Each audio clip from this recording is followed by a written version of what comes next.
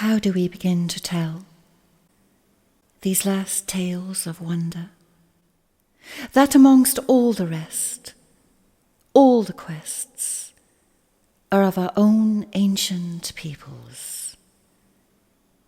Once upon a time, we may say, before ever the Celts or sons of Mill set forth for these isles, the poet Armaggen looked out across the sea and sang, "Let us now hear of those who took the Emerald Isle before us." And he then tells of a time when Ireland was empty and without form, and of 5 ages, during which she attained her geography, her gods, and her culture. A whole night in the telling, we may be sure, but suffice to say, there were 5 invasions before the sons of Mill, of Cesar, of Partholon, of Nemet, of the Firbolg, and of the Tuatha Danann, children of the goddess, who for many centuries held court at Tara. Now these radiant beings were said to have hailed from the stars.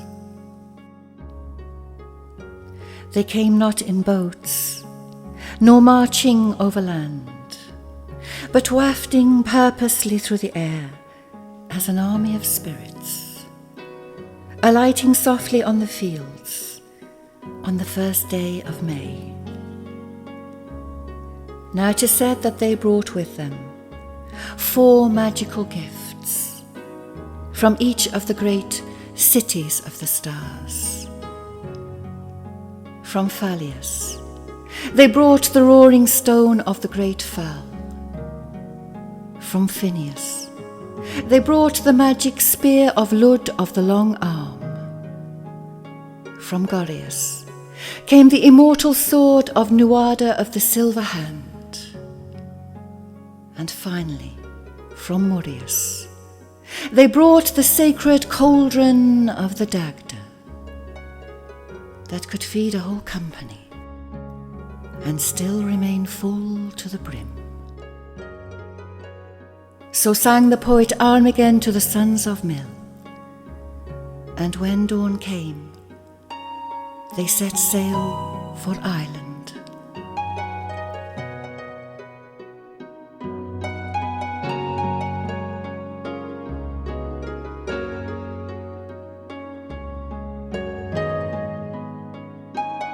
And when they were but 9 waves from the shoreline, the Tuatha Danann saw them, and heard their prayers singing out across the swell. Help us, O land that has drawn us hither, help us. Show us the noble fellowship of thy trees. We will be comrades to them. Show us the shining companies of thy rivers. We will put a blessing on every fish that swims in them. Show us thy hero-hearted mountains. We will light fires of rejoicing for them. O land, help us. And the 3 great currents that go around Ireland came, and lifted them onward to the shoreline. And when soon after they arrived, the Tuatha Danann came down to greet them. And the sons of Mill looked upon their great radiance, and they shielded their eyes before it. But Nuada of the silver hand spoke softly to them, saying, "Lift up your faces, children of Mill, for now we will draw the cloak of invisibility around us. We give you this island, but since we have fashioned it with our own hands, we will not leave utterly. And from this day, and for all days, we will be in the white mist that clings to the mountains. We will be in the quiet that broods on the lakes. We will be the joy shout of the rivers. We will be the secret wisdom of the woods. And long after your descendants have forgotten us, they will hear our music on sunny raths and see our great white horses lift their heads from the mountain tarns and shake the night dew from their crested manes.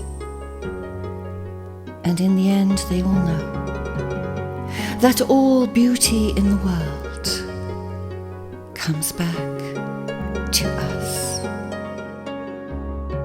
So lift up your faces, children of Mill, and greet the land that now belongs to you. And as he spoke, he drew the cloak of invisibility around him. And all the Tuatha Danann did likewise. And from that time forward, there were 2 islands, one hidden and one seen, one populated by the godlike Tuatha Danann, and one by the Celts.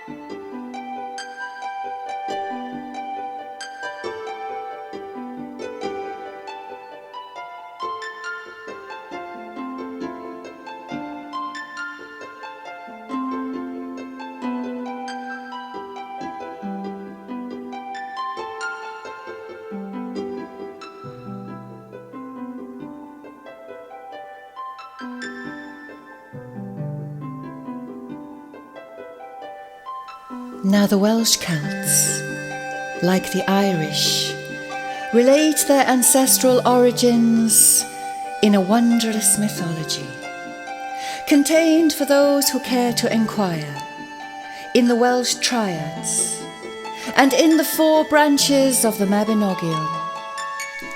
Well, here a similar tale is told of the arrival of godlike beings from the west, who, like the Tuatha Danann of Ireland, withdrew into the fairy realm, or Celtic otherworld, which the Welsh have called Annwn, soon after the arrival of the very first mortal beings to their lands.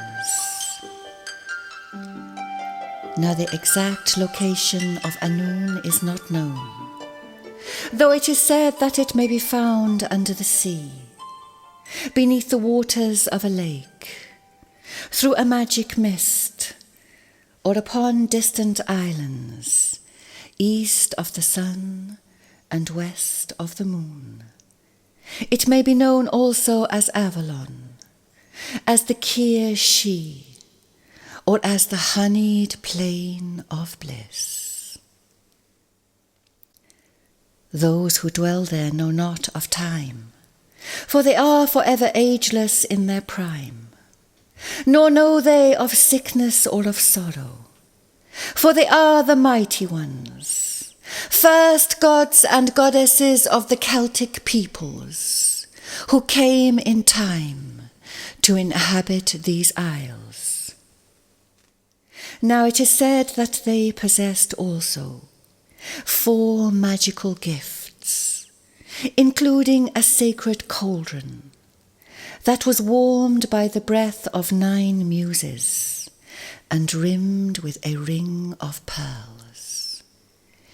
It was said to have contained the awen, or gift of inspiration.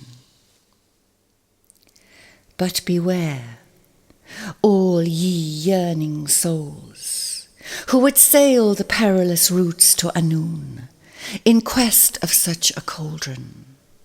For the ocean currents there run deep indeed, and the weak are so swiftly swept off course, and so powerfully beglamoured by the illusions of the deep, that they very soon forget themselves and their loved ones left behind, and even the very reason for their questing. Only the strong of heart survive the approach, and only those of purest intent are given to drink of the sweet wine of that vessel. Now in the tale of Bran the Blessed, one-time chieftain of Annwn, we are told the story of 7 heroes, including the immortal bard Taliesin, who enter into the realm of Annwn, and who reside there for a period of 80 years, during which they are continually renewed from a magical spring of great power.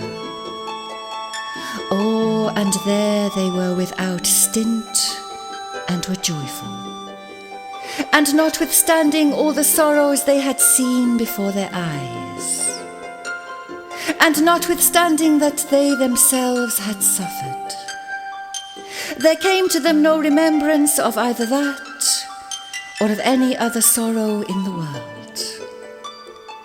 And the sweet birds of the goddess Rhiannon sang to them throughout, and each song they heard, it was more lovely than before.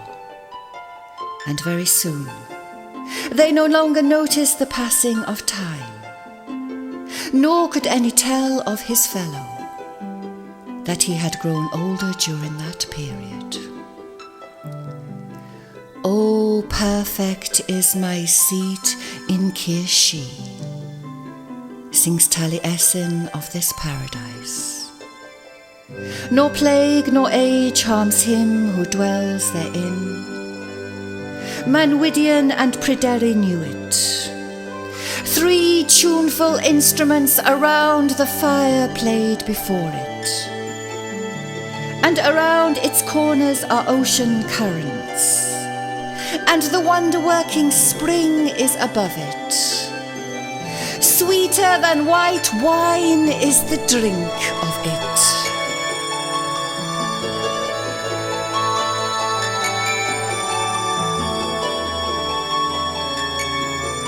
But at the end of this wondrous span, one of the 7 is tempted to open a forbidden door, which leads back into the world. Oh, and when he looked, they were as conscious of every loss they had ever sustained, and of every kinsman and friend they had missed, and of every ill that had come upon them. And from that same moment they could not rest, and straightway made haste from Annwn, which faded swiftly from view, like a dream of the soul. Though till the doom it shall remain in the bardic prayer, that thrice the number that would have filled Pereduin, we entered into the deep, and excepting 7, none have returned.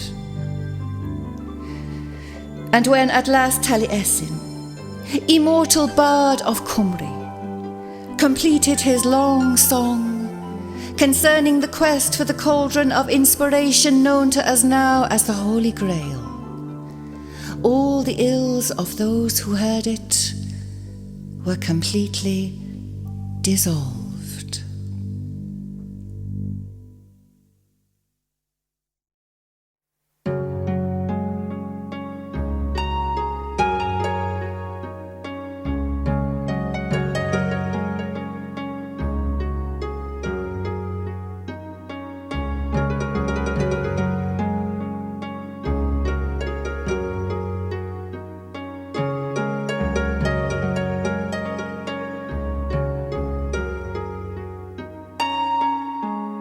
The heroes of the race are dead. How bitter to our hearts is the grief for them. We shall not live long after them. Perilous, we think, to be bereaved of their company. They did not stint their gifts of clothing to poets, their horses, nor their golden cups. Now that they are gone under the clay and are hidden, to be left after them is a shock of sorrow. Since the earth has covered them, there is no hope of increase amongst herds. The woods are barren-crested so, and fruits do not bend down the branching boughs. Through their death no strand bears jetsam. The noise of the storm has a bitter sound. Little profit is there in all the drinking at the feast of sorrow that has befallen our land. So listen, oh listen, and you shall hear of how and for what reason was destroyed the rich realm of Logres, which, like the Welsh Annwn and the Irish Tirnano, it is the realm of the soul.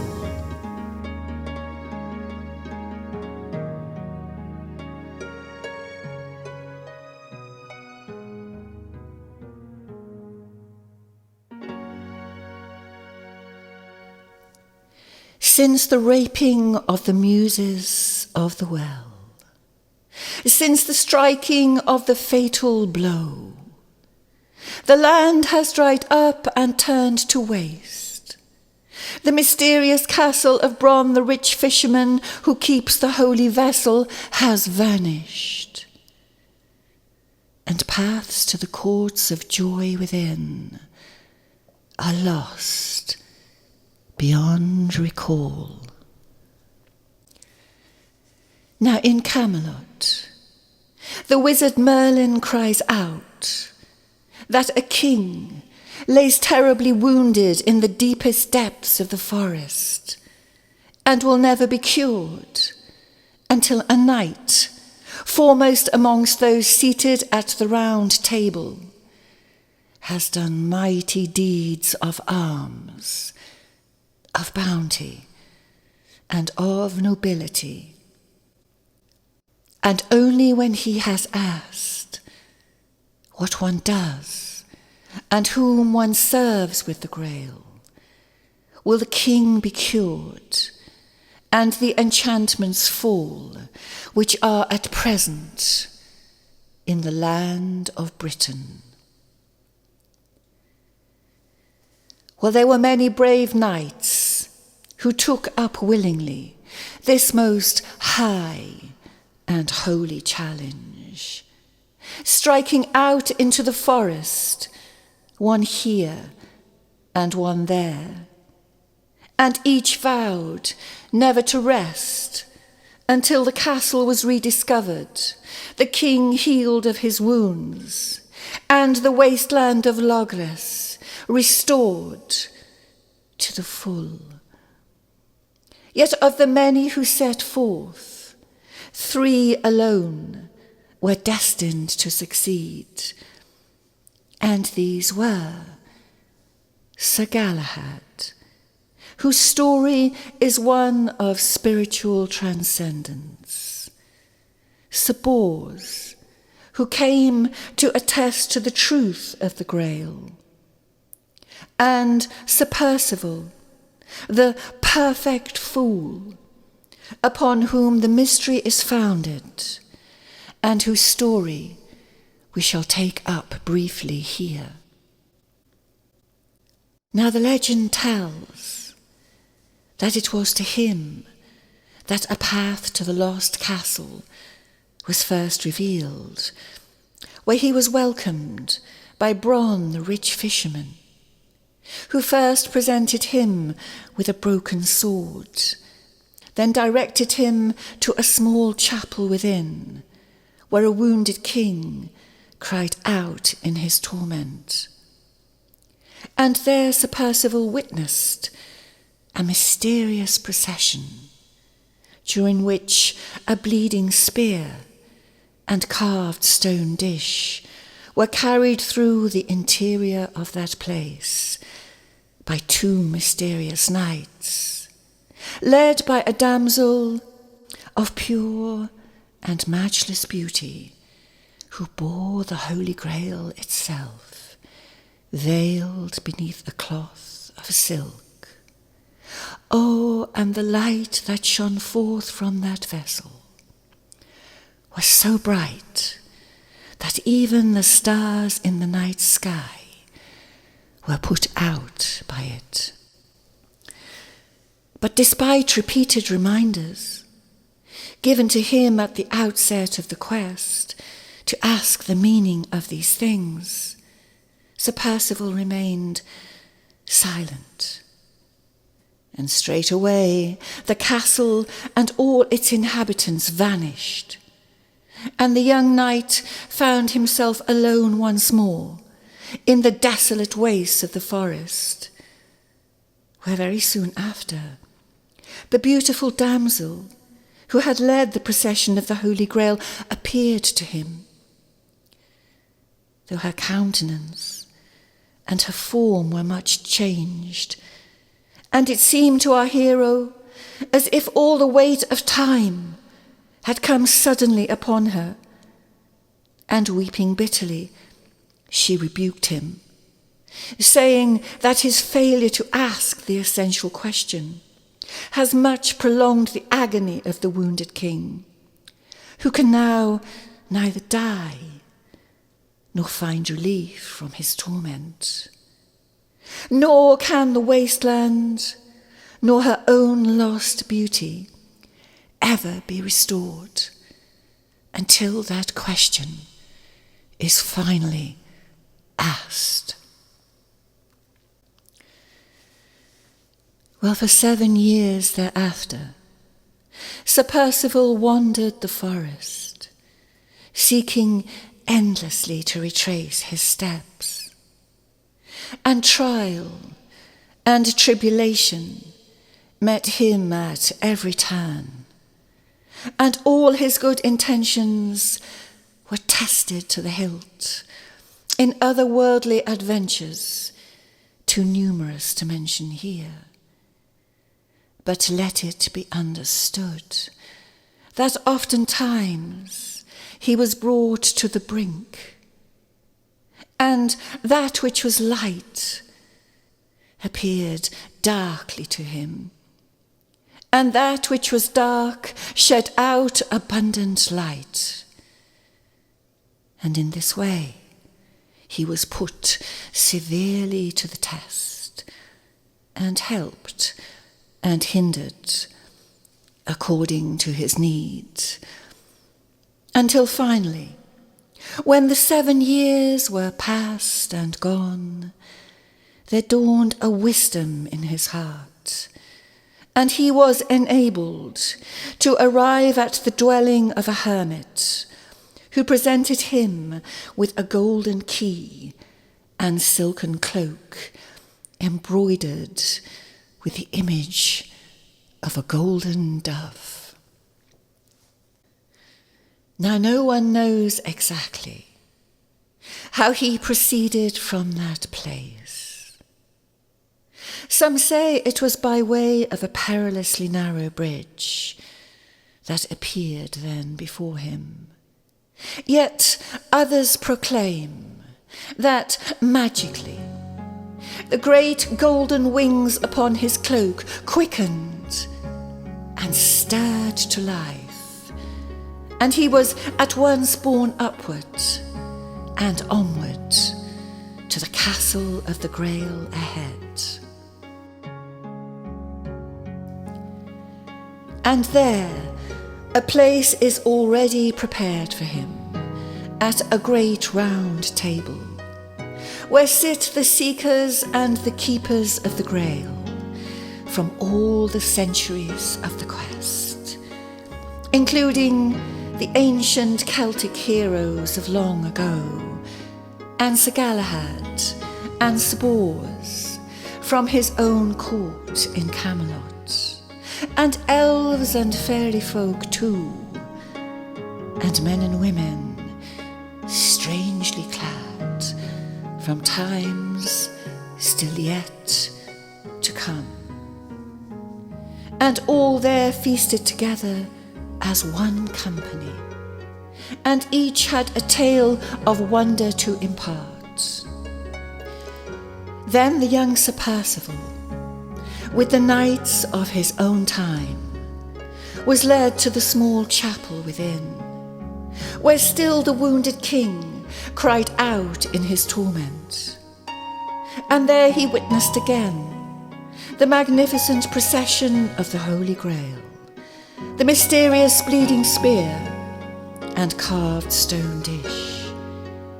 And when at last he asked what one does and whom one serves with the Grail, it was immediately given into his hands, and he understood that he must offer it to the wounded and long-suffering king. And as he placed the holy vessel to the parched lips of that man, he was at once completely healed, and the wasteland of Logless burst forth into a glorious flowering of spring.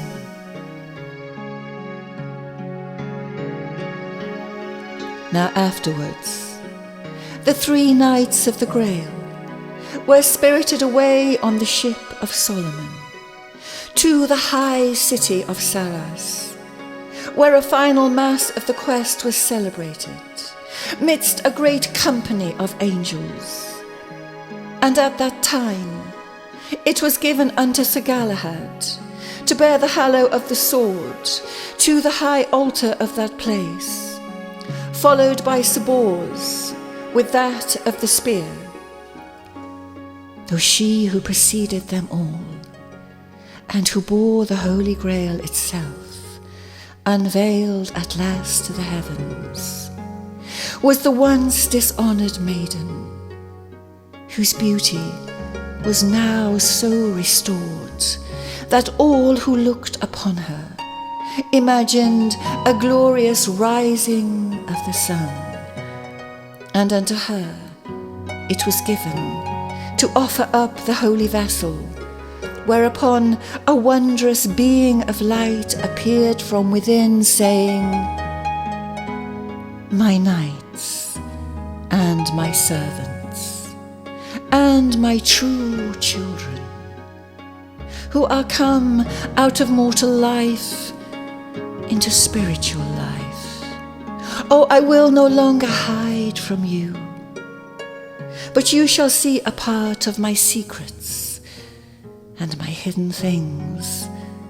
Now hold and receive the high meat you have so long desired. Then took he himself the holy vessel, and came to Galahad, who kneeled down, and there received his Saviour. And after him, so received all his fellows. Then took he himself the holy vessel,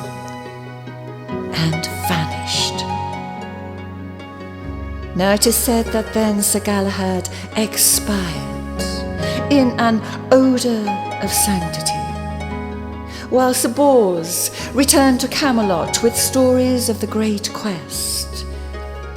But Sir Perceval, the perfect fool, remained at the castle of the Grail until the next hero of the quest arrives to take his